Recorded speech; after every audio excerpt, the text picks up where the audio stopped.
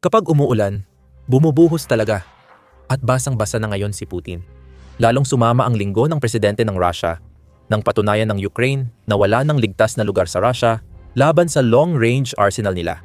Winasak na ang makina ng digmaan at tinamaan ang puso nito nang magtagumpay ang Ukraine sa isang makasaysayang gawain. Sa ilang oras, nagawa ng Ukraine ang hindi nagawa ng Europa sa maraming taon. Nahinto ang pag-usad ng Russia dahil tinamaan ng progress. Particular, isinagawa ng Ukraine ang isang makasaysayang pag-atake laban sa Micherinsky Zavod Progress Defense Plant. Noong gabi ng Pebrero 12 na, nagdulot ng malaking sunog at nagpausok sa buong pasilidad. Hindi napigilan ito ng puwersa ng Russia. Ayon sa United 24 Media, gumamit ng maliliit na armas ang mga sundalo para pigilan ang mga proyektil ng Ukraine. Malamang ay dahil sa kawalan ng air defenses sa mahalagang planta para sa digmaan ng Russia. Ipapaliwanag namin kung paano ito nangyari. Una, ang alam natin tungkol sa pag-atake ng Ukraine ay naganap ito sa Tambov region ng Russia na mga 480 kilometro o halos 300 milya timog silangan ng Moscow Oblast. Ang rehiyong ito ay tahanan ng malawak na infrastruktura ng riles. Pero hindi lohistika ng Russia ang target ng Ukraine noong gabi ng Pebrero 12. Isang planta ito na napakahalaga sa militar na abyasyon ng Russia at higit sa lahat, sa kakayahan ng bansa na gumawa ng mga misil. Ito ang ginagamit nila para atakihin ang mga lungsod at infrastruktura ng enerhiya ng Ukraine. Sabi ng mga awtoridad ng Russia, pinipigilan nila ang malawakang unmanned aerial vehicle attack ayon sa New Sky, kahit halatang walang totoong pagpigil na naganap. Sunod-sunod na pagsabog ang yumanig sa Progress Factory matapos tamaan ng long-range strike drone ng Ukraine ang mga target. Dahil dito, napilitang umamin si Gobernador Yevgeny Pevishov ng Tambov region sa pag-atake. Pero ginamit pa rin niya ang lumang dahilan tungkol sa drone debris. Hindi niya ginamit ang eksaktong salita. Pero sinabi niyang pinabagsak ang mga drone sa industrial zone na pinagmulan ng sunog. Bigo ang air defenses ng Russia, tinamaan ng drones ng Ukraine ang mga target. Ayon sa New Sky, malaki ang sunog sa Progress Plant at tanaw ito kahit ilang kilometro ang layo. Nagulat din ang mga Russian Telegram channel tungkol sa nangyari sa planta at binanggit na ginagawa na ng mga awtoridad ang lahat ng kanilang makakaya para itago ang insidente. Naharangan ang pasukan ng planta at may balitang may namatay. Sa totoo, halos walang magagawa ang Russia para pigilan ang pagkalat ng balita dahil ang malaking sunog na kita mula sa katabing bayan ay mahirap itago. Tagumpay ito para sa Ukraine at matindi para sa makinarya ng digmaan ng Russia. Bakit? Mahalaga ang Micherinsky Zavod Progress Plant sa makinarya ng digmaan ng Russia. Ayon sa New Sky noong Pebrero 13, tinarget ng Ukraine ang mga gusali ng produksyon na may mahalagang kagamitan, hindi mga bakanteng bodega, kaya hindi ito malaki ang epekto sa Russia. Ang mga kagamitang ito, ang gumagawa ng bahagi para sa sistema ng kontrol ng missile at eroplano ng Russia, gaya ng elektronikong unit, switching module, at bahagi ng radio electronics. Kailangan ng sandata o airframe para makasiguro na makarating ito sa tamang destinasyon. Isinagawa ng Ukraine ang pag-ataking ito para bulagin ang puwersa ng missile ng Russia dahil pinalakas ng Russia ang kanilang mga missile na pag-atake sa Ukraine ngayong taglamig. Ayon sa Kiev Independent noong Enero, in-update ng Russia ang malawakang pag-atake gamit missile at drone na dati ay iba't ibang target ang tinatamaan ng puwersa ni Putin. Tinututukan na nila ngayon ang infrastruktura ng enerhiya ng Ukraine para pahirapan at palamigin ang bansa. Bago pa uminit ang panahon, muling bumalik ang digmaan kung saan walang pag-asang ipinapadala ng Russia ang sundalo nila sa gilingan ng karne. Pinalakas ng Russia ang mga bagong taktika at produksyon ng misail na tila hindi naapektuhan ng parusa ng kanluran para mapagod at malampasan ang depensa sa himpapawid ng Ukraine. Ayon kay Viktor Kevlyuk, eksperto sa depensa at opisyal militar ng Ukraine, ang ganitong dami at halo ng armas ay nagpapakita ng pagbabago sa taktika ng pag-atake. Hindi lang iisang uri. Sinusubukan ng Russia na i-overload ang mga sistema ng depensa sa himpapawid gamit ang masalimuot na hanay ng mga banta. Ang paggamit ng Russia ng mga ballistic missile kasama ng kung paano ang mga debris mula sa mga missile ay bumabagsak na ngayon sa Ukraine ay nagpapahiwatig na marami sa mga ito ay ginawa lamang ilang linggo bago gamitin. Lahat ng ito ay nagpapakita na ang mga parusa ay hindi nagagampanan ang kanilang layunin na dapat sana nilang ginagawa. Patuloy pa ring natatanggap ng Russia ang mga bahagi na kailangan nito para gumawa ng mga misil. Patuloy pa rin nitong natatanggap ang mga kailangan nito para sa mga plantang gaya ng Progress na magpatuloy gumawa ng guidance system at iba pang gamit para sa mga misil na iyon. Ang pag-atake sa Progress ay tungkol sa pagsira ng paggawa ng missile ng Russia sa isa sa mga pinagmumulan nito. At ito ay isang matinding dagok na pati ang buong Europa ay parang nabingi, habang malinaw na ipinapahayag ng Ukraine na marami pang kailangang gawin, kasama na ang mas mahigpit na parusa at pagpapatupad upang mapigilan ang mga planta tulad ng Progress sa kanilang ginagawa. Maaari mo bang ituring ang pag-atake sa Progress bilang ganti ng Ukraine sa missile attacks ng Russia? Iyan ay isang kawili-wiling pananaw dahil gaya ng isinulat ng Kiev Independent noong Pebrero, 14 sinusubukan ng Russia na ipakita ang kanilang mga pag-atake sa infrastruktura ng enerhiya ng Ukraine bilang paghihiganti sa estratehiya ng deep strike na sumisira sa Russia mula sa loob. Madalas gamitin ng Russia ang mga salitang tulad ng sapilitang hakbang at tugon kapag inilalarawan ang kanilang mga pag-atake laban sa Ukraine na pawang walang katuturan. Mga salitang sinusubukang ilipat ang sisi sa ginagawa ng Russia gamit ang mga missile nito papunta sa Ukraine.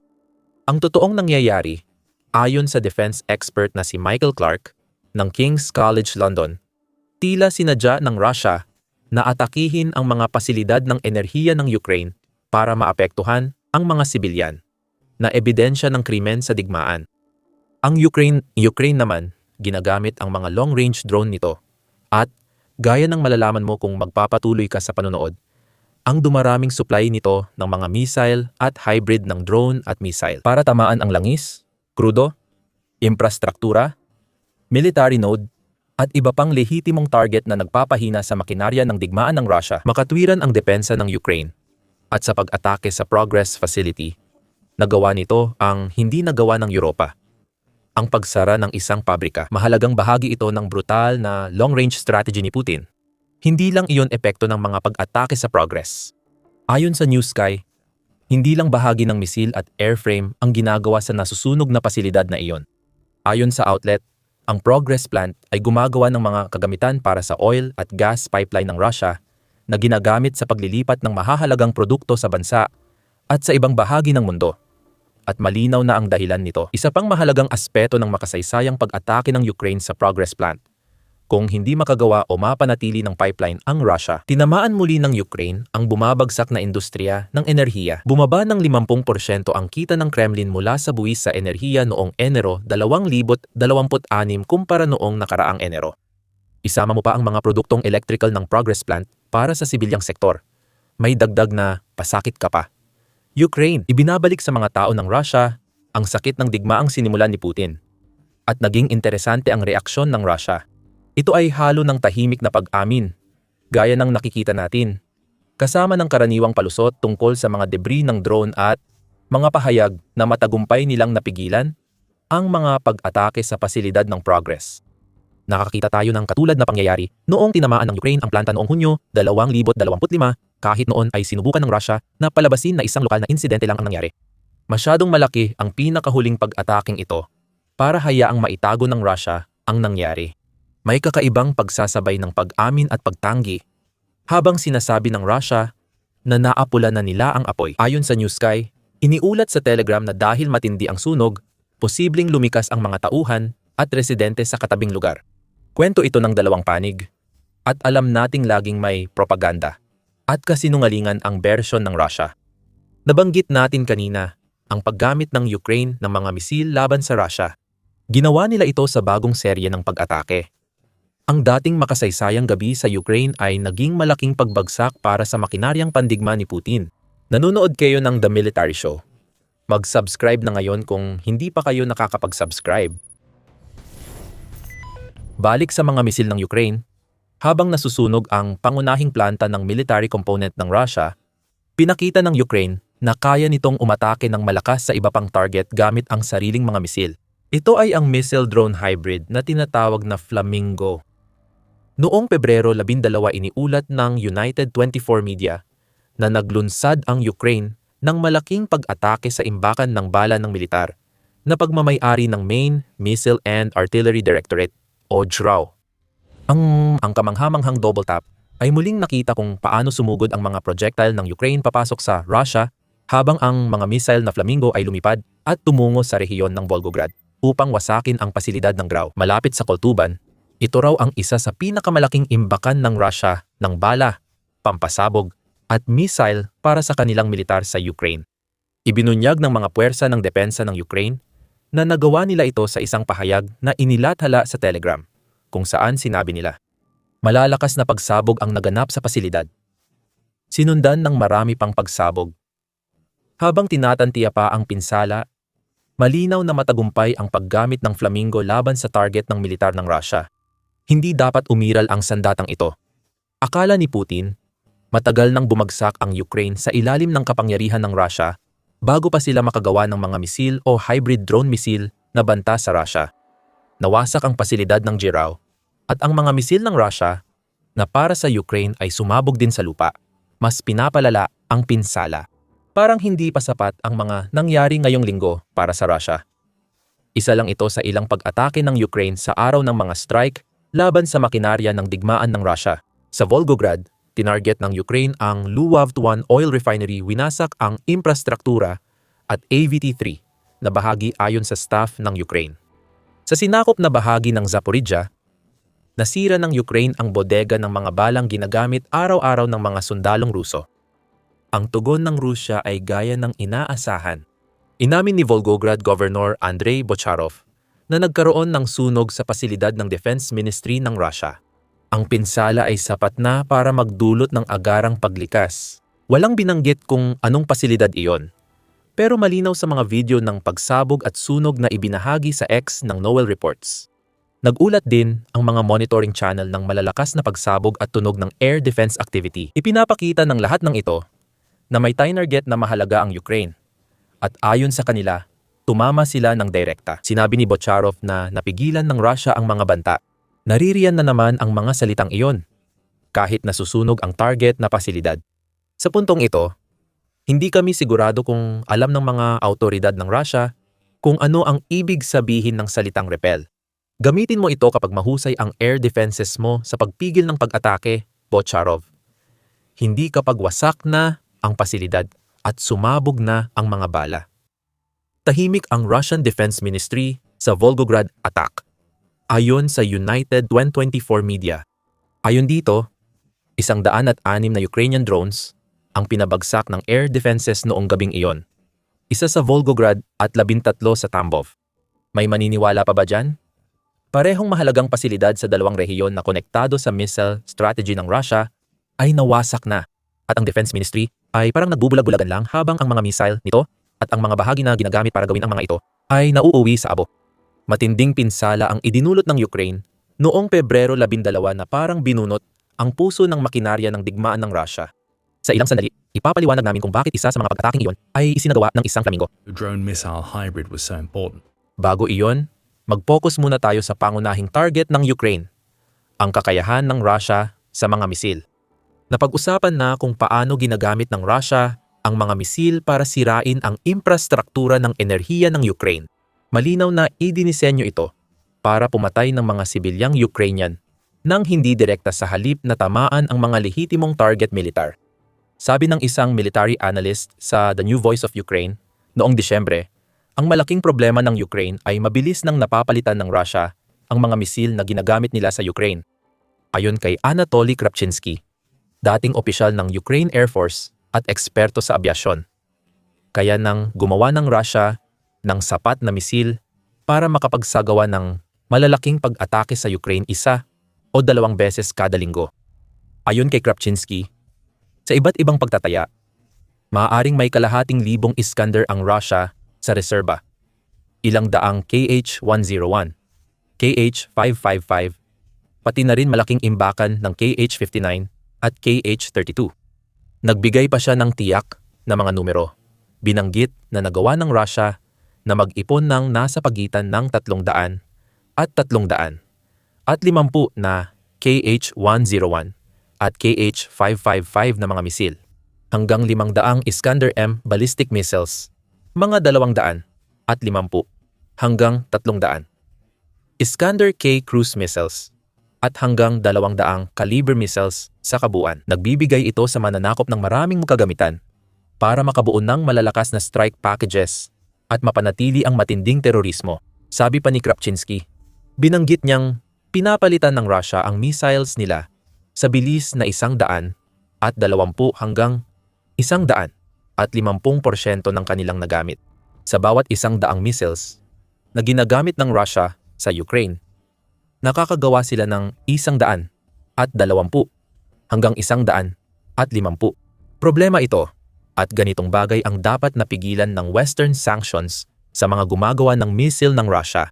At ang mga gumagawa ng mga missile na iyon ay hindi gaanong naapektuhan o hindi man lang malapit sa antas na kailangan ng Ukraine na maapektuhan sila. Malinaw ang layunin ng makasaysayang pag-atake ng Ukraine. Ang pagsira sa storage depot sa Volgograd ay nagtanggal ng ilang missile ng Russia. Pero pansamantala lang ito hanggang muling makalipat ng mga projectile ang Russia sa oblast.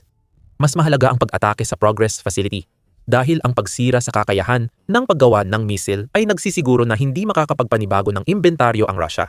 Ginagawa ng Ukraine ang hindi nagawa ng mga sanksyon at ginagawa nila ito sa pamamagitan ng pagpapatuloy ng malalim na strike strategy na napatunayang napaka-epektibo.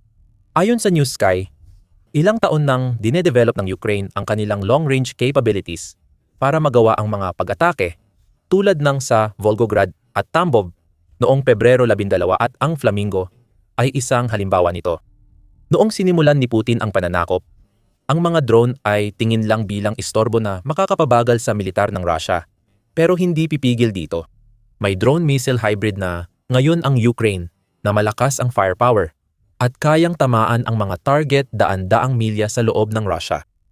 Ayon sa Bloomsbury Intelligence and Security Institute, ang long-range na kakayahan ay nagbigay ng 3 estratehikong benepisyo sa Ukraine. Ang mga kamakailang pag-atake ay direktang hamon sa estratehikong lalim ng Russia. Matapos ang operasyon ng Ukraine na Spiderweb, napabagsak nila ang malaking bahagi ng strategic bomber fleet ng Russia gamit ang mga drone na palihim na dinala sa Russia sa pamamagitan ng mga truck. Ang mga pag-ataking ito ay isang pangunahing hamon sa estratehikong doktrina ng Russia na matagal nang umaasa sa kakayahang umatras papasok sa kanilang teritorial na lalim kapag sila ay inaatake ayon sa institusyon. Hindi na magagawa ng Russia iyon dahil may armas na ang Ukraine na kayang tamaan ang mga ari-arian ng Russia kahit malayo pa. Kailangan ng iurong ang mga ari-arian hanggang hindi na ito mahalaga sa digmaan para hindi maapektuhan. Tulad ng idinagdag ng Forbes noong Disyembre, ang kakayahan ng Ukraine na magsagawa ng ganitong uri ng mga pag-atake ay nagbibigay rin dito ng mahalagang kalamangan sa mga usapang pangkapayapaan. Sinusubukan ni Putin na ilarawan ang digmaan sa Ukraine bilang isang labanan kung saan ang Ukraine ay nasa bingit ng pagkawasak at oras na lang ang hinihintay bago tuluyang sumakop ang hukbong Ruso. Matagal na niyang sinasabi ang mga ganyang bagay, 4 na taon na ngayon. At sa tuwing winawasak ng Ukraine ang isang pasilidad ng paggawa ng misil o imbakan, paalala ito na ang panlilinlang ni Putin ay bunga ng desperasyon na nararamdaman niya ngayon na dinala ng deep strike strategy ang kanyang digmaan pabalik sa kanilang sariling bayan. At syempre, nariyan din ang gastos. Mula Enero hanggang Agosto 2025, nagdulot ang mga pag-atake ng Ukraine ng pinsalang nagkakahalaga ng 74.1 bilyong dolyar sa Russia, nakatumbas ng 4.11% ng taunang gross domestic product ng bansa. Bilyon pa ang nadagdag mula noon, kasama ang pagkasira ng Progress Plant. Sino ang nakakaalam kung magkano ang gastos ng Russia para maayos at mapatakbo ang planta? Kailangan gawin ng Russia ang mga pagkukumpuni at hindi nila kayang mawalan ng plantang mahalaga sa missile strategy nila. Ang malalayong pag-atake ng Ukraine ay nagpapakita ng tuloy-tuloy na pagbagsak ng naratibong itinayo ni Putin. Hindi makapangyarihan ang Russia. Mahina ito at patuloy na pinapatunayan iyon ng Ukraine gamit ang Flamingo. Mayroon pa nga silang perpektong sandata para sa trabaho. Kayang maglakbay ng humigit kumulang 3,000 kilometro o mga 1,800 at 60 milya at kayang magdala ng 1,100 at 50 kilogramo o 2,500 at 30 libra na warhead. Banta ang Flamingo sa Russia, pinatunayan ito ng Ukraine sa Volgograd. Ngunit ito ay banta na inasahan ni Putin na napuksa na. Noong Pebrero, lumabas ang balita na nagtagumpay ang Russia na sirain ang produksyon ng Flamingo missile gamit ang intelihensya sa isang bihirang pag-atake. Hindi nagtagal ang pagdiriwang ni Putin sa tagumpay dahil sinabi ni Pangulong Zelensky sa Munich na nasira ang malaking linya ng produksyon dahil sa missile strike. Maaari ko na rin itong pag-usapan ngayon. Nailipat ito at sinimulan ulit ang produksyon. Walang pipigil. Flamingo. Pinapatunayan ito ng sunod-sunod na pag-atake sa ari-arian ng Rusya sa Volgograd at ang atake noong Enero sa Kapustin Yar Test Range na ginagamit ng Rusya sa paglulunsad ng Oreshnik hypersonic missiles. Habang lumilipad pa rin si Flamingo matapos mabigong putulin ng Rusya ang pakpak niya, unti-unting nahihirapan ang industriyang militar ng Rusya. Hindi kayang sabayan ng Rusya ang ginagawa nito sa Ukraine. Kapag nawalan ito ng pasilidad tulad ng Progress Plant, kakailanganin nito ng mga misil at gumaganang airframe. Ang bawat ataking nagpapahina sa long range ng Rusya ay nagpapalakas sa tsansa ng Ukraine na mabuhay at nagpapakita ng lumalakas nitong kapangyarihan. Kahit anong gawin ni Putin, ilang oras lang nagtagumpay ang Ukraine sa hindi nagawa ng mga parusa sa loob ng maraming taon. Malaki ang posibilidad na gagawa rin ng katulad ang Ukraine sa lalong madaling panahon dahil bukod sa iba pang mga estratehiya, ang malalalim na pag-atake ay nagsisilbing daan ng bansa tungo sa tagumpay laban sa Rusya. Ang malaking puhunan sa backup na kuryente, pinatatag na infrastruktura at tumpak na pag-atake ng Ukraine ay maaring magwagi sa digmaan pagsapit ng 2026. Alamin pa ang iba sa aming video. At kung nagustuhan mo ang video na ito, huwag kalimutang mag-subscribe sa The Military Show para sa mas marami pang balita tungkol sa lahat ng ginagawa ng Ukraine upang wasakin ang alamat ng makinaryang pandigma ng Rusya. At salamat gaya ng dati sa panonood.